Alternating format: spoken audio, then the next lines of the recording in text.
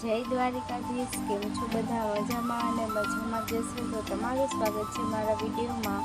તો ગાઈસ, આજે મેં તમને કાલે કીધું હતું ને કે હું ગીત ગાવાની હતી કોલેજમાં, તો મેં ગીત ગાયું હતું કોલેજમાં, અને કોલેજમાં મારા રિએક્શન તમે જુઓ, એકદમ ખતરનાક.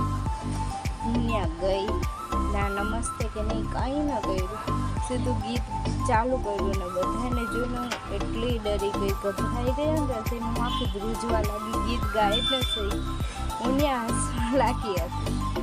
શું કરું, મારા ગીતે ગીત જ નહોતું ગવાતું. મેં કીધું કંઈ નહીં.